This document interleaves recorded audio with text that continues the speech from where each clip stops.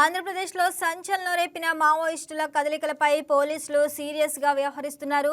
నిన్న పట్టుబడ్డ మావోయిస్టులను ఈరోజు కోర్టులో హాజరుపరిచేందుకు పోలీసులు కట్టుదిట్టమైన ఏర్పాట్లు చేశారు. ఇక కానూరు ఆటోనగర్లో అదుపులోకి తీసుకున్న 28 మంది మావోయిస్టుల్లో పెనుమలూరు పోలీస్ స్టేషన్లో 15 మంది, ఉయ్యూరు రూరల్ పోలీస్ స్టేషన్కు 13 మందిని తరలించారు. ఇక ఈ నేపథ్యంలో స్టేషన్ పరిసరాల్లో భారీగా బందోబస్తు ఏర్పాటు చేశారు. కాసేపట్లో మావోయిస్టులను కోర్టుకు తరలించే అవకాశం ఉంది. ఇక మరోవైపు ఈరోజు తెల్లవారుజామున మరోసారి ఆంధ్ర, ఒడిశా సరిహద్దుల్లో భద్రతా బలగాలు మావోయిస్టులకు మధ్య ఎదురు కాల్పులు జరిగాయని ఇంటెలిజెన్స్ ఏడీజీ మహేష్ చంద్ర లడ్డా తెలిపారు. ఇక ఇందులో 6 నుంచి 7 మావోయిస్టులు చనిపోయినట్లు తెలుస్తుందన్నారు. ఇక మిగిలిన వారు లొంగిపోవటం మంచిదని హితో పలికారు. నిన్న మారేడుమిల్లె ఎన్కౌంటర్లో తప్పించుకున్న వారి కోసం కూబింగ్ కొనసాగుతుంది. ఇక మావోయిస్టు సెంట్రల్ కమిటీ సభ్యుల టార్గెట్గా పోలీసులు వేట కొనసాగుతుంది. రైట్, ఇక దీనిపై మరింత సమాచారం మా స్పెషల్ కరెస్పాండెంట్ బిందు అందిస్తారు. బిందు, చెప్పండి, మరొకసారి ఈరోజు తెల్లవారుజామునైతే ఎన్కౌంటర్ జరిగింది. ఇక ఇందులో అగ్రనేత కూడా దేవ్జీ అయితే మరణించినట్టు తెలుస్తుంది. అలాగే మరో 7 కూడా మృతి చెందినట్టు తెలుస్తుంది. దాని గురించి అప్డేట్స్ ఏంటి? రైట్ శ్రావణి, ఆంధ్రప్రదేశ్ రాష్ట్ర వ్యాప్తంగా మావోయిస్టుల కదలికలు 2 రోజుల నుండి కలకలం రేపుతున్నాయి. నిన్న ఉదయం నుండి చూసుకున్నట్లయితే మావోయిస్టుల కదలికలు అనేవి రాష్ట్ర వ్యాప్తంగా కలకలం రేపుతున్నాయని చెప్పుకోవచ్చు. నిన్న ఉదయం దాడుల్లో ఉగ్రదాడులు పోలీసులకి మరియు మావోయిస్టులకి మధ్య ఉగ్రదాడుల్లో అయితే అగ్రనేత ఎవరైతే ఉన్నారో హిడ్మా మరణించారు. దీనికి సంబంధించి కూడా టీం ఏదైతే ఉందో రాష్ట్ర వ్యాప్తంగా వారు స్ప్లిట్ అయిన టీమ్స్ ఏవైతే ఉన్నాయో అవి కూడా చల్లా చెదరైనవి అని తెలుసుకోవచ్చు. నిన్న హిడ్మా మరణించిన తదనంతరం విజయవాడ ఆటోనగర్ ప్రాంతంలో 28 మావోయిస్టులను పట్టుకున్నారు. అలాగే ఏలూరుకు సంబంధించి కూడా పట్టుకున్నారు. కాకినాడ అంటే వివిధ ప్రాంతాల్లో అంటే ఆంధ్రప్రదేశ్ రాష్ట్ర వ్యాప్తంగా మావోయిస్టులను పట్టుకున్న నేపథ్యం కనిపిస్తుంది. అంటే నిన్నటి నుండి హిడ్మా మృతి చెందిన తర్వాత వారు ఆ టీం ఏదైతే ఉందో మావోయిస్టుల బృందాలన్నీ కూడా చల్లా చెదరైనవి అని చెప్పుకోవచ్చు. ముఖ్యంగా చూసుకున్నట్లయితే ఈ 28 మంది ఎవరైతే విజయవాడలో 28 మంది మావోయిస్టులు దొరికారో వారిలో ముఖ్యంగా 9 మంది ఎవరైతే ఉన్నారో వారు దేవ్జీ అగ్రనేత దేవ్జీకి సంబంధించిన టీం మెంబర్స్, ఆ దేవ్జీ భద్రతా దళానికి సంబంధించిన వారని కూడా చెప్తున్నారు. మావోయిస్ట్ అగ్రనేత సెంట్రల్ కమిటీ కీలక సభ్యుడు దేవ్జీకి సంబంధించి 9 మంది విజయవాడ ఆటోనగర్ ప్రాంతాల్లో కూడా పట్టుబడ్డారని చెప్పుకోవచ్చు. మొత్తం మీద 28 మంది పట్టుబడినప్పటికీ వారిలో 8 మంది దేవ్జీకి సంబంధించిన వారు భద్రతా దళానికి, మిగతా మంది హిడ్మాకి సంబంధించిన మంది కూడా చెప్పుకోవచ్చు. హిడ్మా నిన్న మృతి చెందిన తర్వాత హిడ్మా రాసుకున్న డైరీలో అయితే ఇన్ఫర్మేషన్స్ అన్నీ ఉన్నాయి. ఇన్ఫర్మేషన్ దాని ప్రకారం విజయవాడ ఆటోనగర్ ప్రాంతంలో రైడ్ కొనసాగించి అక్కడ ఒక భవనంలో అయితే 3rd ఫ్లోర్లో ఉన్న మావోయిస్టులను అందరినీ పట్టుకున్నారని తెలుసుకోవచ్చు. తదనంతరం రాత్రికల్లా ఏలూరు మరియు కాకినాడలో కూడా ఈ మావోయిస్టుల కదలికల్ని గుర్తించి పట్టుకున్నారు. టాస్క్ ఫోర్స్ మరియు ఇంటెలిజెన్స్ ఆఫీసర్స్ కూడా పట్టుకున్నారని తెలుసుకోవచ్చు.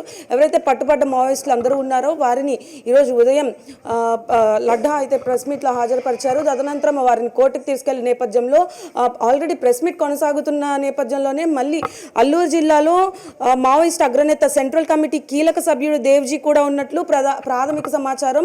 అంటే ఆయన దేవ్జీ కూడా కమిటీ హెడ్ దేవ్జీ కూడా మరణించినట్టు సమాచారం మనకు వచ్చింది. దీనికి సంబంధించి కూడా పోలీసులు మరింత సమాచారం వెల్లడిస్తారని కూడా చెప్తున్నారు.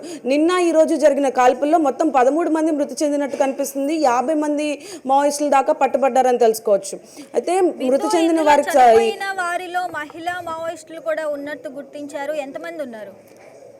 రైట్, చనిపోయిన వారిలో మహిళా మావోయిస్టులు కూడా ఉన్నారు. నిన్న జరిగిన దాంట్లో హిడ్మా మృతి చెందిన ఆ బృందం ఏదైతే ఉందో హిడ్మాతో పాటు మరో 6 మృతి చెందారు. దానికి సంబంధించి ఆ మావోయిస్టుల్లోనే హిడ్మా యొక్క భార్య కూడా ఉందని చెప్తున్నారు. హిడ్మా యొక్క భార్య కూడా నిన్న మరణించింది. అలాగే ఈరోజు జరిగిన కాల్పుల్లో దేవ్జీతో పాటు మహిళా మావోయిస్టులు కూడా ఉన్నారని సమాచారం. దీని మీద మరింత సమాచారం కొద్ది క్షణాల్లో వస్తుందని కూడా పోలీసులు చెప్తున్నారు. దాని మీద మనం మళ్ళీ చర్చిద్దాం శ్రావణి. ముఖ్యంగా చూసుకున్నట్లయితే దేవ్జీ మరణించారు అని అయితే ఇంటెలిజెన్స్ రిపోర్ట్ ప్రకారం చెప్పారని చెప్పుకోవచ్చు. నిన్న మారేడుమిల్లి అటవీ ప్రాంతంలో జరిగిన ఎన్కౌంటర్ తర్వాత తప్పించుకున్న మరో జట్టు అంటే నిన్న ఈ బృందం అంతా కలిసి ఉన్నప్పటికీ ఒక జట్టు తప్పించుకున్న జట్టులో దేవ్జీ అప్పుడు అగ్రనేతగా ఉన్నారు. ఆ జట్టుకు సంబంధించి ఆ తప్పించుకున్న జట్టుని మళ్ళీ ఈరోజు అల్లూరు సీతారామరాజు జిల్లాలో పట్టుకున్నామని పోలీసులు సమాచారం ఇచ్చారు. ముఖ్యంగా చూసుకున్నట్లయితే నిన్న పట్టుబడిన మావోయిస్టుల తర్వాత నిన్న ఏవైతే హిడ్మా ఉన్నాడో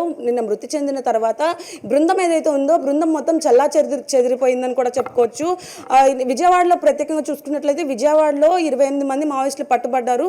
వారంతటి వారే మేము సరెండర్ అయిపోతామని చెప్పేసి కూడా పోలీసుల ముందుకు తీసుకొచ్చిన నేపథ్యం కనిపిస్తుంది.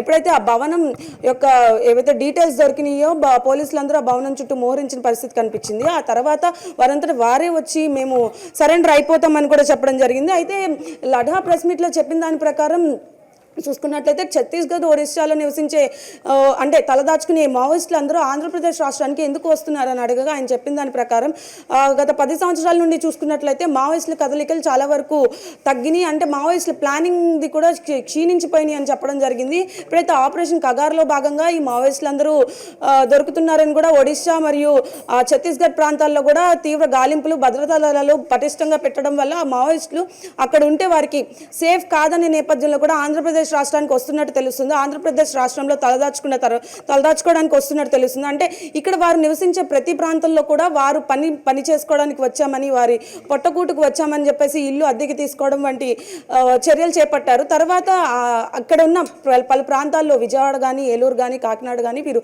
నివాసం ఉంటూ అంటే పని చేసుకుంటున్నామని వారు నివాసం ఉంటూ వారు తలదాచుకున్నారు. అంటే ఒడిశా, ఛత్తీస్గఢ్ అటు సైడ్ మొత్తం అంతా కామ్ అయిపోయిన తర్వాత అంటే భద్రతా దళాలు అక్కడ ఏవైతే సెక్యూరిటీ పర్పస్ ఉందో అవన్నీ తగ్గిన తర్వాత మళ్ళీ వారు ఆ ప్రాంతాలకి వెళ్దామని అనుకున్నారని చెప్తున్నారు. ఈలోపే 5 సంవత్సరాల నుండి అయితే పోలీసులు గాలింపు చర్యలు చేపట్టారు. ముఖ్యంగా నిన్న జరిగిన దానిలో చూసుకుంటే హిడ్మా మృతి చెందిన తర్వాత ఒక విషాద గాథ ఏదైతే ఉందో అది బృందాన్ని అంతా కలిసివేసిందని చెప్పుకోవచ్చు. వారు ఏదైతే ప్లాన్ చేశారో ప్రతి చోట ఉన్న బృందాలన్నింటికి కూడా ఈ వార్త వెళ్ళంగానే వారు తీవ్ర దిగ్భ్రాంతికి చెంది ఆ బృందం అనేది విడిపోవడం జరిగింది. అలాగే నిన్న ఏలూరులో, కాకినాడలో కూడా ఈ బృందాలు అనేవి దొరికాయి.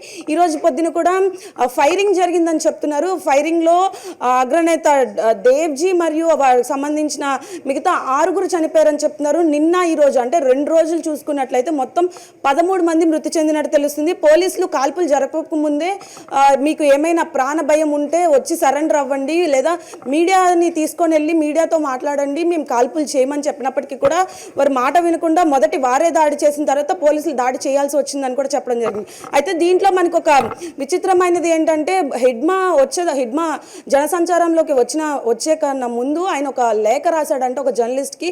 ఆ లేఖలో నాకు ప్రాణభయం లేకపోతేనే నేను బయటకు వస్తానని కూడా చెప్పడం జరిగింది. అలా చెప్పిన తర్వాత హిడ్మా బయటకు వస్తుండగా అయితే పోలీసులు కాల్చారని ఆ లేఖలో క్లియర్గా రాసిందని కూడా సమాచారం అందింది శ్రావణి. ముఖ్యంగా చూసుకున్నట్లయితే ఇటు పోలీసుల వాదన దగ్గరికి వస్తే మేము వారిని ప్రాణభయం ఉంటే వారే సరెండర్ అవ్వమని చెప్పాము. ఇన్ కేస్ వారు మమ్మల్ని దాడి చేసిన నేపథ్యంలోనే మేము దాడి చేసి ఎన్కౌంటర్ చేశామని వారు చెప్తున్నారు. ఇటు ఈ లేఖలో చూసుకున్నట్లయితే అంటే 2 సమస్యలు చూసుకున్నట్లయితే మనకి ఒక అనుమానాస్పదంగా కూడా అనిపిస్తున్నాయి. ఎందుకంటే హిడ్మా రాసిన లేఖ క్లియర్గా ఉందని చెప్తున్నారు. ఒక జర్నలిస్ట్కి అయితే హిడ్మా లేఖ రాయడం జరిగింది. అది తనకి ప్రాణ నష్టం, ప్రాణభయం ఉందని చెప్పేసి అదేమీ లేకపోతేనే బయటకు వస్తానని కూడా చెప్పడం జరిగింది. ఇటు చూసుకుంటే వీరు కాల్పులకు సంబంధించి కూడా ముందుగానే మైక్లో అనౌన్స్ చేసినట్టు తెలుస్తుంది. నిన్న జరిగిన మారేడుమిల్లి ప్రాంతం కానీ, నిన్న విజయవాడలో పట్టుబడ్డ ఏదైతే బృందం ఉందో వారికి ముందే చెప్పడం జరిగింది. పోలీసులు మేము ఎటువంటి ఫైరింగ్ చేయము, ఎటువంటి షూటింగ్ ఆర్డర్స్ కూడా ఇవ్వము, మీ అంతటా మీరు లొంగిపోతే మేము మీకు సహకరిస్తామని చెప్పడం కూడా జరిగింది. అయితే వీరు వినని పక్షంలో వీరు తిరిగి ఫైరింగ్ చేసిన పక్షంలోనే వీరు కూడా ఫైరింగ్ చేయాల్సి వచ్చింది. ఈ ఫైరింగ్లోనే నిన్న చూసుకుంటే హిడ్మా ఈరోజు దేవ్జీ కూడా మరణించారని తెలుస్తుంది. Shravani. Right Bindu, thanks for the updates.